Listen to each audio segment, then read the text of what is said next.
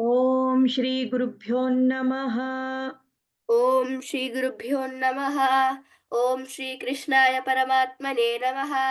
श्रीमद्भगवद्गीता अथ द्वितीयोऽध्यायः सांख्ययोगः। Now today we are practicing 34 shlokam from chapter 2. Okay. Akirtim अकीर्तिम् akirtim chapi bhutani अकीर्तिं चापि भूतानि अकीर्तिं चापि भूतानि अकीर्तिं चापि भूतानि kathayishyamti कथयिष्यन्ति कथयिष्यन्ति कथयिष्यन्ति te vyayam ते व्ययाम् te vyayam ते व्ययाम् kathayishyanti te vyayam कथयिष्यन्ति ते व्ययाम् कथयिष्यन्ति ते व्ययाम् कथयिष्यन्ति ते व्ययाम् akirtim chapi bhutani अकीर्तिं चापि भूतानि अकीर्तिं चापि भूतानि अकीर्तिं चापि भूतानि कथयिष्यन्ति ते व्ययाम् कथयिष्यन्ति ते व्ययाम् सम्भावितस्य च कीर्तिः सम्भावितस्य च कीर्तिः सम्भावि सम्भावितस्य च कीर्तिः सम्भावितस्य च कीर्तिः सम्भावितस्य च कीर्तिः सम्भावितस्य च कीर्तिः मरणादतिरिच्यते मरणादचैत्यते मरणादतिरिच्यते मरणादतिरिच्यते मरणादतिरिच्यते मरणादतिरिच्यते सम्भावितस्य च कीर्तिः मरणादतिरिच्यते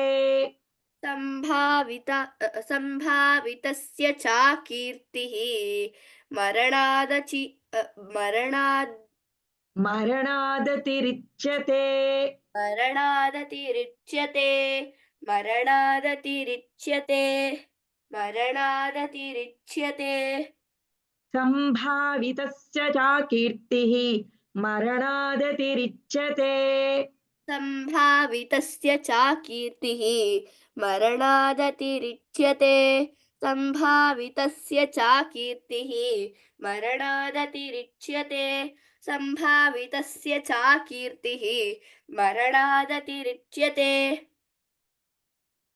अकीर्तिं चापि भूतानि अकीर्तिं चापि भूतानि कथयिष्यन्ति ते व्ययाम् कथयिष्यन्ति ते व्ययाम् अकीर्तिं चापि भूतानि कथयिष्यन्ति ते व्ययाम् अकीर्तिं चापि भूतानि कथयिष्यन्ति ते व्ययाम् 3 अकीर्तिं times चापि भूतानि कथयिष्यन्ति ते व्ययाम् अकीर्तिं चापि भूतानि कथयिष्यन्ति ते व्ययाम् 2 more times अकीर्तिं चापि भूतानि कथयिष्यन्ति ते व्ययाम् अकीर्तिं चापि भूतानि कथयिष्यन्ति ते व्ययाम्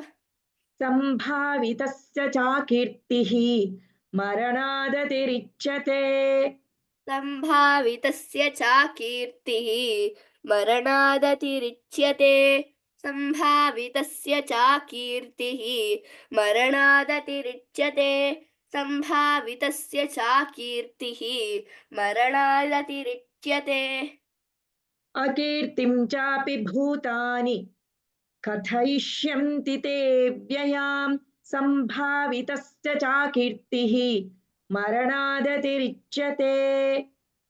अकीर्तिं चापि भूतानि कथयिष्यन्ति ते व्ययां सम्भावितस्य चाकीर्तिः मरणादतिरिच्यते अकीर्तिं चापि भूतानि कथयिष्यन्ति ते व्ययां सम्भावितस्य चाकीर्तिः मरणादतिरिच्यते अकीर्तिं चापि भूतानि कथयिष्यन्ति ते व्ययां सम्भावितस्य चाकीर्तिः मरणादतिरिच्यते।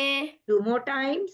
अकीर्तिं चापि भूतानि कथयिष्यन्ति ते व्ययां सम्भावितस्य चाकीर्तिः मरणादतिरिच्यते अकीर्तिं चापि भूतानि कथयिष्यन्ति ते व्ययां सम्भावितस्य चाकीर्तिः मरणादतिरिच्यते अकीर्तिं चापि भूतानि कथयिष्यन्ति ते व्ययां सम्भावितस्य चाकीर्तिः मरणादतिरिच्यते. One time. अकीर्तिं चापि भूतानि कथयिष्यन्ति ते व्ययां सम्भावितस्य चाकीर्तिः मरणादतिरिच्यते Very good. ॐ सर्वश्लोकाक्षरदोषनिवारणम् एतत्फलं श्रीकृष्णपादारविन्दार्पणमस्तु. हरिः ॐ. हरि ओं तत्सत्.